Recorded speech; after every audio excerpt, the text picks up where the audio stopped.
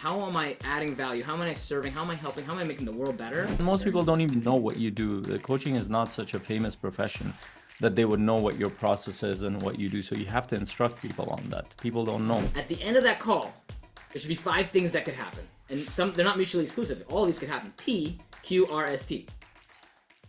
Coaches Nation, welcome to the Coaches Journey podcast.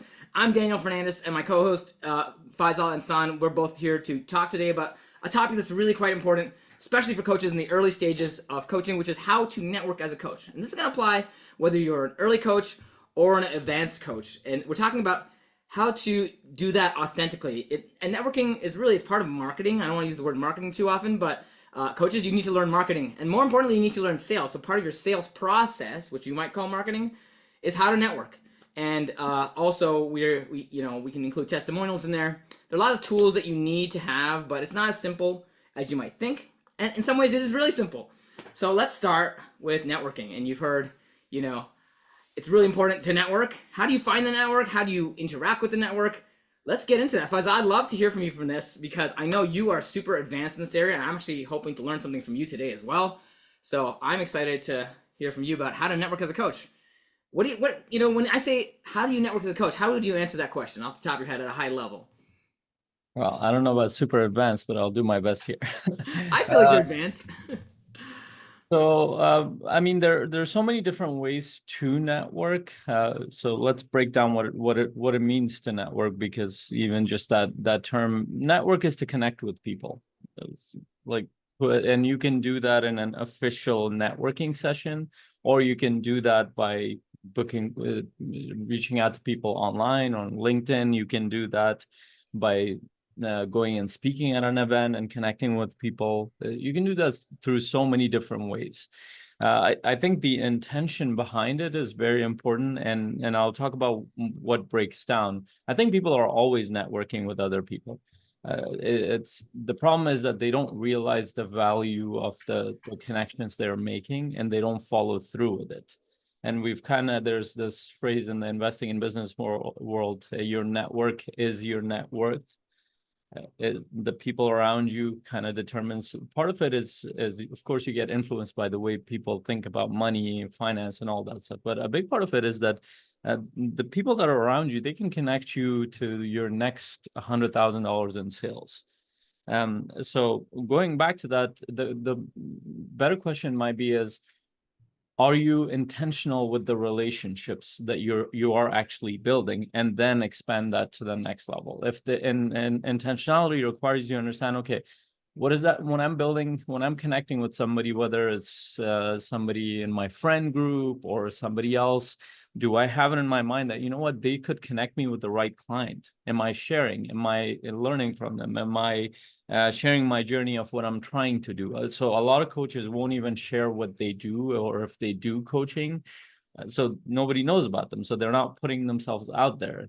Or if they connect with somebody, they won't follow up with them. They don't have a system around it. So what I would say is that as a starting point, having an intention around it, to having a system for following up with people is very useful. Because if you don't have a system, you might connect with somebody at a networking event or somewhere, but you'll forget about them after a while because you will get busy with a bunch of stuff. A system requires you to get some kind of notification, like a CRM system or an Excel sheet or something that you review often. So as a starting point, I think those two things are important. And then we can talk about the specifics of what are the best places to network with people, which is, I think, secondary. I love everything you said. You covered the whole gamut from like how you need to think about it versus how to do it as well. And this is like a great high level introduction to the topic. One of the things that I think was right on, Faisal, is don't think of this as networking. That sounds really networky. It's really about relationshiping. That, to me, it's about building relationships, because one of the things I love about coaching is it's very much aligned with like what us as humans will benefit from and what will benefit others. So building honest and genuine relationships is part of being a human. Coaching is just taking that to a whole other level, right? And when you do that as a human, if you have the intention to serve other people, suddenly there may be opportunities to serve them. And a lot of times coaches, we get in our own way. We prevent ourselves from networking or relationshiping by not sharing how we can help somebody. If somebody is on the side of the road and they have a flat tire and you're like really good at flat tires and you stop and help them, that's a form of service. If somebody is struggling with their marriage and you want to talk to them about that, that's a form of service if you can help them, if they want that help, right? When somebody needs help in your life or in whoever you connect with, whether it's at a networking event, a professional thing, a group, your personal friends and family, the point for me of being a coach is an opportunity to serve, an opportunity to make a difference for other people. And if that's your intention from the beginning, suddenly you can make that the lens through which you perceive every interaction you have. How am I adding value? How am I serving? How am I helping? How am I making the world better? And sometimes it's not what you expect. Sometimes you think you're in place to get help and you end up meeting someone that you can help. And so I just want people to open their minds up to networking starts with your intention. And who you are as a coach is also who you are as a human. So develop the muscles and the lens for yourself so that you see interactions through a lens of connection and service, because that will make you light up and make other people light up. And once you have that lens, suddenly you actually realize you're not here to sell people stuff. Yes, you have to sell people stuff because you're not going to be able to make a living if you don't, but you don't have to sell everything to everyone all the time. And if you do enough serving and enough telling people about how you can help them, then at some point somebody's going to buy something from you. And if you get good at that process, then you don't need to worry about whether somebody buys in front of you, because you've built those relationships and you're doing that enough on an ongoing basis. So to me, there's an intention and there's a show up that way, and then make a habit out of it so that you can invite enough people to do coaching with you who do need it, who are a good fit for you, and you're a good fit for them. And suddenly you have enough incoming potential leads that any particular lead in front of you, you don't have to sell. So get out of your own way with the selling concept in your mind and get back to service. And it does take longer. It takes longer to get to the sale if you're thinking about service, and that's okay. So what's really important is that you're not like struggling to make ends meet as you do this, because that's going to really affect how you show up in service. Then you're going to start being selfish. And you're like, oh, I need to sell this person. This is the only thing I need to just make sure they buy. And that's not gonna it's not gonna create a beautiful, authentic, mutually beneficial relationship as often as it will if you take your time and slowly connect, not too slowly, but slowly take your time with connecting and building relationships as you seek to help, rather than seek to sell. And then there's the whole question of staying organized and all that stuff, which is important, and that's hard. That's pretty hard for coaches. So, Faisal, you have mentioned the CRM too. Maybe we could talk about a little bit about that, unless there's something else you want to share here. Yeah, before we go to CRM, so and this is a weird thing it was very weird for me in the beginning. I mean, I had relationships, I was talking to people, but now I was looking at some of these relationships, starting to understand them in relation to business. What does that mean? Because before, if you've never been in business and you jump into it and all of a sudden you hear about networking and sales and all that stuff, kind of becomes weird, because am I meeting every person to sell to them? Am I meeting every person? And that can be very confusing, that transition in the process. Over time, you get used to it and you understand that, of course, you're not selling to everybody. That's not the point. But you have that lens in the background. Basically your mind is, if you give it that input, it's scanning for your environment for that. But I want to clarify something, because this can throw a lot of coaches off. I don't want to talk about my coaching when I'm meeting this person or that person.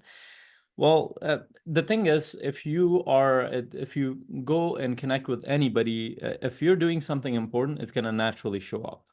If something is important to you and you are building a relationship with somebody, you're going to talk about what you're doing in your career. You're going to talk about aspects of your relationship. If you're talking about certain things that you're doing, that naturally comes up in conversations. The intention is important. My intention is not for every conversation that I have with somebody to sell to them. My intention is to build a relationship with them. And if within the scope or context of that relationship, I see that I can, and based on what they have shared, I see that I can support them anywhere, or they've shared something about somebody that they know, then that's what I'm looking for. It's like, oh, I could potentially support you with that. And here's the trap that a lot of newer coaches fall into, is that they start, let's say if that person is going through something, they start coaching right away. They start going into it right away. I used to do that in the beginning. I don't do that anymore. And if I see that there's an opportunity, I'm like, you know what, this is what I do professionally. We should really book the time to work through this together. Would you be open to doing that? And in that context, you can explain and share stories of how you've helped other people. And if they're open to it, they'll book it. Or if they share something about a relative, a son, or a colleague, or a friend, or a business partner who's going through a struggle, you hear about it and you see that you can support that person and be like, hey, I don't know if I can really help this person, but it sounds like it's the thing that I do. Do you think this person would be open to doing a session? And this is how my process works. I'll get on a call with them. I won't charge them anything. I'll see how I can support them, and if it's the right fit, if we see that we can support them further on an ongoing basis, I'm happy to see if I can work with that person. Like most people are thankful about that because most people are seeking for help for their friends and family and all sorts of people. So a lot of times when people are like, well, I need to get this person as a, no, you don't need to get every person as a client. You just need to understand how you can support people with the thing that you have, which is in your case, you're building a coaching business. But it doesn't mean that you're selling to every person. It just means you're building a relationship. And also and now if you want, we can go towards the CRM. Like, how do you Hang keep up on, with all? before we go to the CRM, I think I want to comment on something you said. So if you're still feeling a little icky as a coach about talking about coaching or supporting somebody or introducing that conversation, I want you to think of yourself as like a dentist. If you're a dentist and you meet somebody, it's probably going to come up to your dentist. And if they have a problem with their teeth, they're like, oh, I do have this thing in my teeth. You're not going to like go pull out a tool and look at their teeth right now. You're going to like come to my office, book an appointment, right? Because this is what I do professionally. That's normal. I want you to think about coaching as normal. And one of the things that coaches tend to run into, and I've heard this so many times, is like, oh, as soon as I say I'm a coach, people are like, oh, they're gonna try to sell to me so that I don't want to look like I'm selling. Well, just don't look like you're selling. Just be cool about it. You don't have to be like, I'm a coach and I gotta coach you right now. You don't have to feed their fears if they have that or whatever, and you can set them at ease. It's like if they self-identify, you can talk about it. If there's someone that they're identifying, you could talk about it if you want to. Just like if you're a dentist, think about it like a dentist, right? Don't like let it get to your head. Don't get in your own way about whether somebody does or doesn't need your help. Don't assume things. Have a normal conversation with people. Be curious about them. Let them learn about you. And when it comes up at the right time, it comes up. And there are times where it's very intentional, right? If somebody has talked to you and it's like, oh, I would like to have a conversation with you about that, then suddenly they've opened it up. You can say, like, let's get on the calendar. Or if they want to talk about it, then you can talk about it then. It's like, just relax a little more, untense yourself, and don't worry. Just be a genuine, curious connector with people. And think of yourself like a dentist. Yeah, that helps because I mean any profession, whether you're talking to a plumber or a dentist or whatever, or a lawyer, they're gonna say, hey, let's I think I can help you out. Just reach out to my assistant or just let's book a call afterwards with this very normal process. And most people don't even know what you do. The coaching is not such a famous profession that they would know what your process is and what you do. So you have to instruct people on that. People don't know. And Yeah, again, we're saying all this from a point of experience. In the beginning, it's not easy. You are going to be uncomfortable. You are going to be tense. And again, what will help you is practicing this more. What will help you is we're helping you understand the intention behind it and how to think about it and how to create that with people around you. But again, if you don't do anything with it, you'll always be tense. But if you go out there and actually try this like 10 times and pay attention, you will gain a lot of data and you'll build confidence around this. And this is actually part of what we do in our community and coaching mastery community is we help our clients put themselves out there and whatever that is, whether it's online or in person or a mix of those. And start to see what they're feeling in the process. Are they able to continue the conversation? And we have a process for helping you navigate how you can talk to people, how you can reach out to them, all that stuff, and then how you can take them through their sales process. And then as they do this, they run into challenges naturally, which is normal when you're starting this out or you're in the beginning stages. And then they bring that back to, for example, Mondays today, we have our 90-day challenge calls where they come back with challenges or anything else. And we also have our course in the background. So it helps them along as they do this. And if they don't have it, just like any other thing, they will either give up or they get sidetracked. It's too difficult. It's too hard. I don't know what to do. Those are very common things that come up. So If if you've tried this for a while and you're still struggling, then definitely reach out to us, connect with us. We'd happy to get on a call with you to see if we can support you. We might or we might not be able to, but we're happy to do that. Yeah, and you can go to cmc.coach for that, by the way, if you're looking for how to connect with us. But I think you made a good point there when you're talking about the experience of it as a coach. When you're going out there building relationships, talking about yourself, especially at the beginning, it will feel weird, and that's normal. So I want everybody to be like, hey, it's okay if you feel awkward. Faisal's point, build the muscle, do the reps, do the push-ups so you can get more. Because if you don't think of it as a skill building effort for you in conversations, then you're gonna feel the feeling of rejection or of awkwardness, and then you won't want to do the next one. You won't want to share about coaching. You won't want to be able to change someone's life because you're afraid of feeling that thing again, that awkwardness, that rejection, that like I don't know what to say now. Like now I've made it weird. It doesn't matter. If you make it feel weird 100 times, you'll stop making it feel weird because you'll know what to do. You'll know how to. You'll be experimenting, right? Don't do the same thing you did that made it feel weird. Try something different, and you're gonna do that naturally. So if you think of this as a long-term skill building process, so if you have 100 conversations, do you think you're gonna get better at somebody? If you have 10 conversations, do you think you're gonna get better at some of this? Of course you are. So don't let those feelings stop you, and it can stop you for a long time. And I know because it stopped me for months at a time when I had that one client, potential client, who I'm like, oh, this person has to sign up because otherwise I'm not gonna make any money, and I'm just gonna, like I don't know what's gonna happen. So I put all the pressure on myself to make this one client work. It didn't work out. They said no, and I didn't know I should follow up and build a relationship. But it hurt me. It hurt me personally, emotionally, and I was like, oh, I just got rejected. And that's the thing about coaching that's a little different from dentistry. If somebody doesn't hire you as a dentist, it's probably okay. You're probably not gonna take it personally, but I mean, you might. But as a coach, it's really easy to take things personally because it feels like it's about you and your abilities, and it partly is about your abilities. Like you need to build the ability and the skill to have these conversations and to learn how to invite people in and quote sell them, which is actually just sell them on the idea that you're here to help and then help them. But it can feel pretty personal. So I just want you to like give yourself permission to muddle through it, give yourself permission to feel weird, to feel like emotionally resistant to it. And also after you get those, like I would call them learnings, not failures, after you get those, to dissect it and think about it like a scientist. Don't beat yourself up too much, right? Let it happen as much as you. There's this guy, I can't remember his name. He did 100 Days of Rejection or something. There's a famous YouTuber a long time ago, a internet video or something. It's called Rejection Therapy. He just said, I'm going to go out and get myself rejected 100 times. And he started doing it and came up with different ways to get rejected and would go out and try to get rejected. And sometimes it would backfire and he would get accepted for whatever the thing he was doing. I don't remember, but it was actually really, I saw a few of these videos. They were really good. He would ask somebody for their phone number or like ask them to give him $5 or, whatever. He just had these different missions. He'd go out there and train himself to figure out how to deal with getting rejected. And actually, it was pretty popular. Like, there's a lot of people that watch, so you might have heard of this, the rejection therapy guy. So look him up on YouTube. But that's what I want you to think about this. Like, go out there, get a no, get a yes. It doesn't really matter. You're learning. You're building reps. You're building that emotional muscle that you need to do this game long term.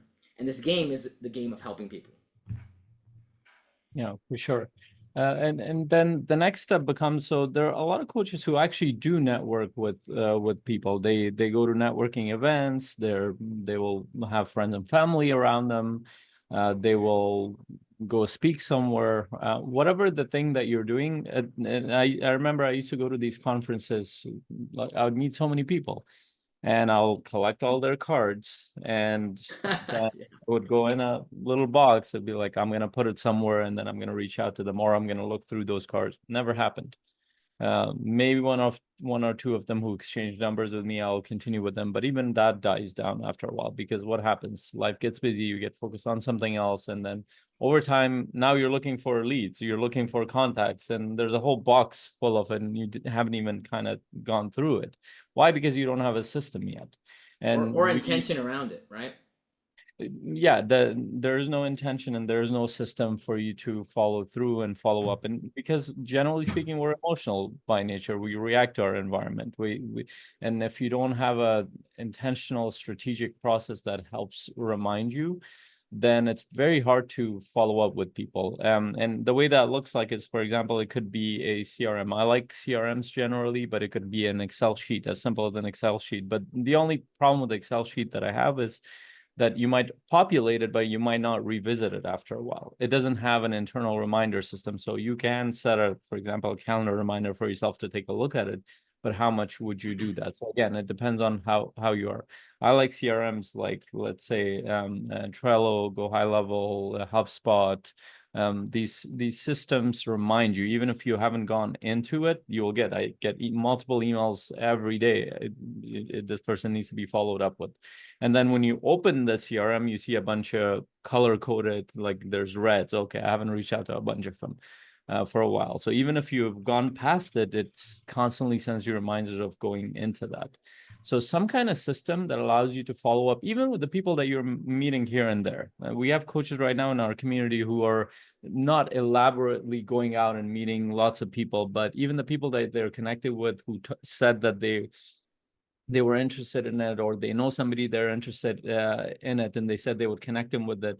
They would put it, now they're putting it in the CRM to see if they can follow up with them afterwards. Because if they don't, then it just gets left behind. So having some kind of system in place is very important. It doesn't take that much to build it. A lot of people are, if you have never used it, you'll be like, oh, how am I going to build this?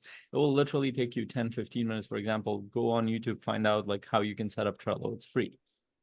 And you don't need to have all that. To this day, I have Trello for free. I don't even have the pro version. I don't even know what it does. All I've done is connected to my email, and it just sends me notifications. And then my assistant goes through it as well. We both go through it. We make sure we get everything is all the leads are being followed through.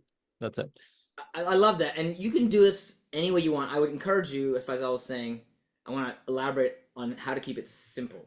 Because if you create so I'm very good with spreadsheets. I love spreadsheets. I created this elaborate spreadsheet, but the challenge wasn't in the spreadsheet. The challenge was in my own discipline, habits, and routines around it.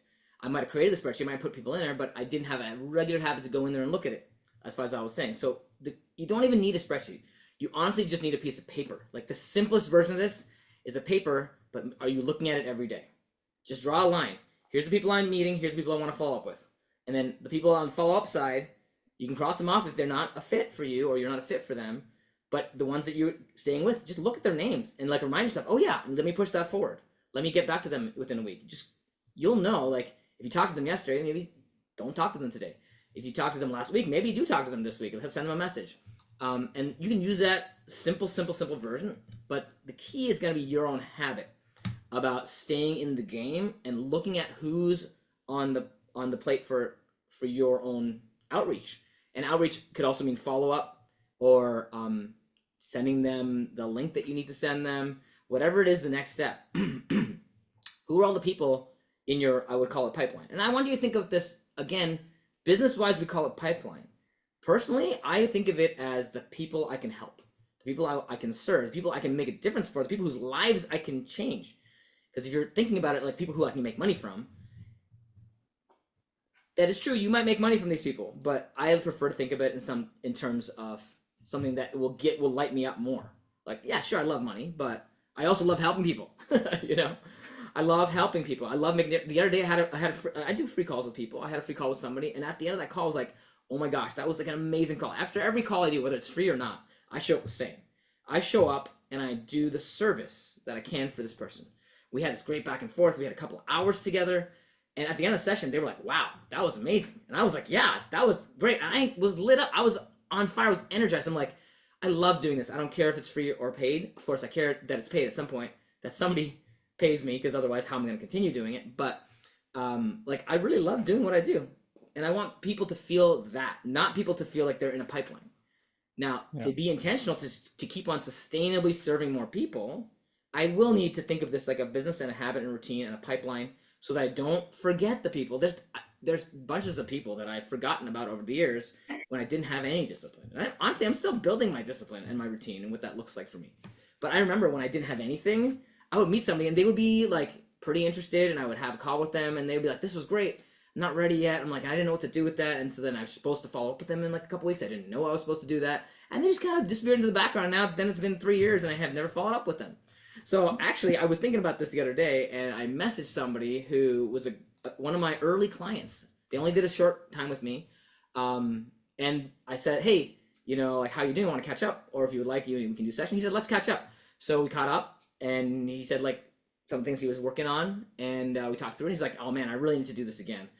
He's like, because you knew exactly what to say. I'm like, I was way better than I was back then. I didn't even know like how good I could get. And so he wants to have another call, and that was just a simple text message. And so I put him on my list. He's on that far side of the page, right? And I'm using a Trello right now. But like my Trello was too complicated, I noticed, and so I need to just make it simple. Who are the most important people that I can make a difference for, right? And I love that. And then what Daniel is really what you're highlighting, and it was a commitment that I'd made a few years ago. And I love that you said that it lights you up. And things that light you up, those are sustainable. And this one of the recommendations that I actually had heard from Brennan is like, if you're going to do something, do it every day. Now, every day for me is work day. Like I've kept my weekends away from work for a while now. So basically, 5 days a week, on average, I've had at least one call every day for the past at least 6 or 7 years at this point. And I don't care if those calls are paid, unpaid, what it is. Like over time, as I've done this longer, I've had more and more of clients who are paying me. But in the beginning, it was just free calls. Like all I was doing was just strategy calls, discovery calls. But the thing that helped me is what I want to touch on. What Daniel said was that it gave me energy, and it showed me that this is what I wanted to do. And it's actually your job as a coach and as a business owner is just the most productive thing you can do is just have calls on your calendar. That's one of the, no matter what you're doing in the background, whether you're setting up CRMs or websites or whatever, if you don't have calls booked with people, if you're not connecting with people, if you're not putting yourself out there, whether it's on a group call, one-on-one call, or networking, then there is no business because you're not having conversations with people. So I've made sure that the past few years I've had a call on my, and just like Daniel's saying, it energizes me. And that's what sustains the thing. But if you don't just test it out, you might have actually done that inadvertently. For a while, you haven't talked to anybody about it. You haven't served anybody. Guess what happens? Now it feels like, what am I doing? Like you feel confused. And that happens to me to this day. If there's a week where I'm doing a lot of background admin stuff, I'm working, it's all good stuff I need to do. But I don't feel like a coach anymore. I don't feel like I'm helping anybody. I don't feel like I'm serving anybody. yeah. And again, my business has evolved. I do a lot of group calls, trainings, and all sorts of stuff. But again, ultimately, I got into this business to serve people, to support people. If I'm not doing that thing, it's not sustainable. It feels like I'm doing a bunch of other stuff that I don't want to do. Yeah, I think you made a really important point I want to re-emphasize for people who are listening or watching right now. It's if you don't have calls on the calendar, you get discouraged. That's the way I would say it. You get very discouraged. And the longer you go without a call on the calendar, the more discouraged you can get. And then you're now in a routine and a rut of not having calls on the calendar. And you're like, I'm never going to make this work. Or you get into that spiral. So if you're in that space right now, your only homework is to go connect to people and get calls on your calendar. It doesn't matter how it feels right now. Get called. It doesn't even have to be people who are perfect fits. Like you don't have to like make a client out of them. You just need to get calls and calendars so you can try to help people and feel like that energy again, feel the momentum again. Because the most important factor, honestly, to success will be like the momentum you get from having continued calls. And honestly, if you have 100 calls that are unpaid, you will almost certainly be able to figure out how to get paid. You will almost certainly be feeling amazing. You will almost certainly have learned a few things. Just think about that. Right? Can you get 10 people on your calendar over the next few weeks? You probably could. 5? Start with 1. Start with 1. Right? Start with 2. Wherever you're at, just keep putting them on your calendar. Don't let yourself get into that rut where you're not going to have anybody to look forward to talk to. Because when somebody books on my calendar, I get a little text message from my Calendly, and I'm like, ooh, booked. Somebody booked, right? I'm like excited to serve. I'm like, who is it? Like, what did they say in their little intake? Like, what do you want to talk about on the call? I just love getting on these calls with people because I know that I can make a difference for them. And if you don't know that you can make a difference for them, get them on calls so you can find out how to make a difference for them. And also, if you're in the early stages, you need to make sure that coaching is a sustainable practice for you. Because if you don't like getting on calls with people, if you don't like being in front of others, if you don't like that, you need to get the data and see, like, could you like that? Is this something that will light you up? Because if it doesn't light you up, it's going to be a really hard grind. And so, like, Yeah, learning that early is better, right? Yeah. Like, yeah, if you hate for your sure. career, like, I don't know if I want you to do that career, you know? So, And just to separate, in the beginning, it feels uncomfortable to do stuff. That doesn't mean that you hate your not the same. path that you're on. It can feel Yeah. uncomfortable. You don't want to do certain things. Why? Because you just haven't done it, and it feels vulnerable to put yourself out there. It feels vulnerable to ask people to get on call when you might not feel as confident as you can feel over time of doing this. This is where you need a community around you. This is where you need feedback. A lot of coaches, the only coaches they might be connected to is somebody they've gone through a certification with. But what made the biggest difference for me is to be around coaches who are also business owners, which means that they were putting themselves out there. And the biggest difference by far, like if you look at, I think it was Steve Chandler or Tony Robbins, one of them said that um, if I look at, I can tell how much you make, or I can tell predictably how well you're doing in your business by just looking at your calendar. And I didn't know what that meant in the past, but when I'm looking at it, it's for me, it's directly proportional to the number of people I'm having quality conversations with. And I'm looking at my calendar right now. There's 1, 2, 3, 4, 5, 6, 7, 8, 9, 10 calls booked just on the sales side Is that this week, Faisal? this week. That's just this week. 1, 2, 3, 4, 5. I've got 5. So yeah, so like I love that, Faisal. You got muted, by the way. Um, yeah, so I love that. I like the point he's making is really really powerful. And if you're not sure if you like coaching, but you want to do it, you have some motivation to be a coach. Maybe somebody coached you, and you're like, wow, that changed my life. Maybe you don't know that it lights you up yet. I would say you won't really know for sure because you're going to be struggling with the vulnerability and the discomfort of it versus this is not going to light you up. Those are separate things, and I want you not to confuse them because Faisal made a great point. It's like you could do like 2 calls and be like, oh, this is not for me. If you're motivated to be a coach, do more calls, get more data. I would say do 50 calls with people Yeah. before you think about saying like, yeah, this is not my career path, right? Like if you have to work through that vulnerability, you have to work through that rejection, you have to work through the discomfort and the skill set, and even 50 calls might not be enough, but you'll know by then. You'll have an idea.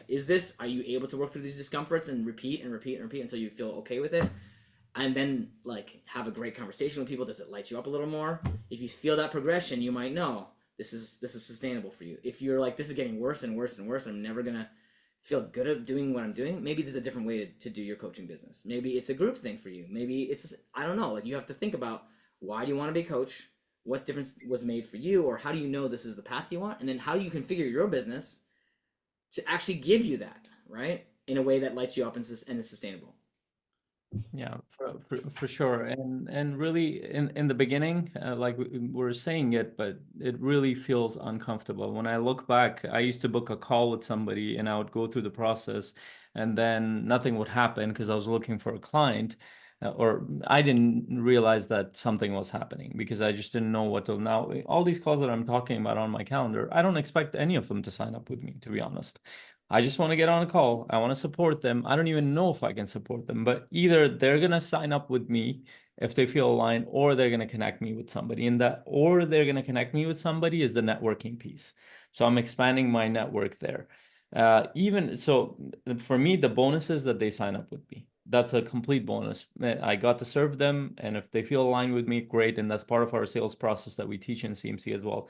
If they don't, I usually ask them, hey, is there anybody in your network that I can support like this? They've already gotten value from me. And that's how calls get on my calendar usually. And this is the part that coaches want to know is like, oh, where do I go to find people?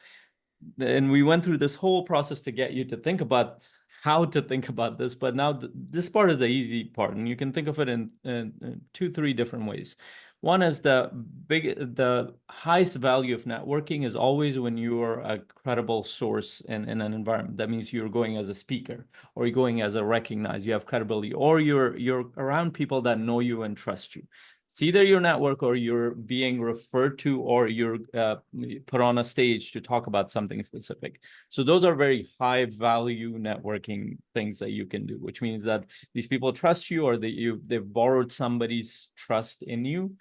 And you will be able to get calls booked that way. So all it is you're either having a conversation or sharing that, hey, this is what you do. And if it's one-on-one, if you see that you can support them, you make an offer. If you're speaking on stage, if you have that capacity, I didn't in the beginning, then you can offer a call for people. Or if you're going to a professional networking event where and that would be secondary. You're going to a general networking event, nobody knows about you, but you're connecting with people. You're still learning about people, building a relationship. That might be second best quality networking. And the third might be you're connecting with people online through groups and other things, which takes a while to build a relationship. Now, those are mediums by which you can do it and the quality of that networking. But again, it all comes down to you're always networking with people, have a system, have the intention to serve people, connect with people, build a relationship with, not for the sake of selling something to them, mostly for the sake of understanding how you can support them or those are in their network. And if it leads to sales, which means that you have the ability to serve them moving on as well. ABN, always be networking. And actually finds out, for those of you who are just like good with the one-on-one networking, you're not a speaker, you're not really in networking groups, and you're connecting with a lot of people individually, whether it's online or in person, I would suggest something that just came to me, Faisal, based on what we talked about. And I'm doing alphabet with my toddler right now, so we have all the letters and we sing the song ABC. I just thought of this PQRST. Okay, I want you to think about PQRST every time you have a call with somebody. So you invite people, you meet them, you invite them to calls, you have a discovery or intro or strategy call, whatever you want to call it. That first coaching call with somebody, right? Maybe you had a little connection call, and now you're doing the coaching call. At the end of that call, there should be 5 things that could happen, and they're not mutually exclusive. All of these could happen. PQRST. P is progress. That person's going to make progress, right? They're going to feel a sense of progress. They're going to feel positive. P, another positive. They could have questions. They might want to work with you, and they may have questions about your program. Great. R, they could be a source of referrals. You can ask for a referral. S, you could make a sale. So you could actually sell them on the program. And T, you could get a testimonial. So progress, questions, somebody not ready for a sale, referral, sale, testimonial. And those referrals, I mean those questions, the sale might not happen yet. They may still give you a referral and testimonial. But they're having, if you're good at what you do, or you're doing well with them, or you give them a great experience, and they have a sense of progress, it makes all those other things more likely. So when you spend your time with them, look for the PQRST at the end. That's kind of your goals in the session for your business and for them. And you could say, I just want to make them have a sense of progress. They're not a fit. I'm not going to try to sell, but I might get a referral or testimonial. That's fine. It's all optional. But the thing that's not optional is the P. I want you to make sure they have a sense of progress. That is for you and your own coaching development. That's the goal every single session you have. The sale, it depends. What if it's not a good fit? You might not want to sell to them. If they know somebody, you might want to ask for a referral or testimonial. Those are useful things to think about. The PQRST, I like that. Maybe we should talk about that in our community, because what happens is people get stuck and they don't know how to run that session. We have a whole masterclass on how to run that session in our community, and we want to make sure people know how to run that session. But also, if somebody doesn't say yes or doesn't yet have a referral or testimonial, we want you to stay in touch with them. They might be a follow-up. They might make a sale later for you. They might actually figure out that they do need more help. Most people do need more help if they showed up for that call. Sometimes it's like, oh yeah, I'm good. Sometimes it's like, I'm trying stuff. And you can also give them homework, right? Figure out how to acronym that. But if the homework is worked on after the call, if you didn't sell on that call, which is totally fine. Usually we recommend actually having a separate call for the offer. Their homework either went really well, which indicates how successful you can be with coaching, or it went really poorly, which means they're struggling to implement it, which means they may need additional coaching. Either way, you can help them, right? So I think the key is doing it authentically, doing it in service. And if you do apply that to your networking or your relationship building, your connection building, you can go pretty far. Just get those calls booked on your calendar as the habit of that you need to just get calls booked on your calendar. Figure out how to do that. Yeah, for sure. And one last point, if you've done all this for a while and you have talked to 20 or so people and you're not getting any referrals, or you're not getting people signing up, then there's a problem with the quality of what you're offering, the way you're doing these calls. This is where you need a coach and a community to give you feedback. And if you're trying to do this in a vacuum, you've talked to a lot of people. Most people won't even get, most coaches won't even get that. But some coaches I've talked to, they get to a point where they've done so many calls, but nothing is giving them results. I would say there's a problem with the quality of your service. The way, and it's a hard thing to hear, but the way you're doing this, or the way you're coaching, or the way you're making offer, something is off in that process. Yeah. And again, you need feedback in there. And if you're trying to do this alone, you're going to struggle a lot. I needed feedback when I was starting out. I still need feedback. I've been running this workshop for the past year, and there's so many variables I still can't figure out half of it. And I'm constantly getting other coaches and other communities to help me understand this. And I'm beginning to learn, because I'm getting a lot of feedback. But if I did this for the next 5 years, it would still be the same thing for me. I'm getting practice, but I don't know what's off because I don't have a lot of frame of reference. I need other people to look at it. I'll leave it at that. Thank you all for listening to this. Please share this with another coach, because a lot of coaches are struggling with this process. It'll help them, whether it's a friend or a colleague that you've collaborated with, somebody you've met in a certification. It'll help them out. Join our Facebook group below, or go to cmc.coach it's a free group that we have. And if you wanted to understand how we can support you further, definitely book a call with us. You should be able to do that when you join our group, or if you go to cmc.coach. All right. Thank you for listening today. Today we talked about how to network as a coach, do so authentically for yourself, and how you need to have the habit of putting sessions in your calendar. And then at the end of every session, listen to the PQRST, and then see where that goes and build a habit, get over the resistance. Thank you, Faisal, for making this an awesome session today of our podcast. And I'm looking forward to doing the next one. See you next time on the Coach's Journey podcast.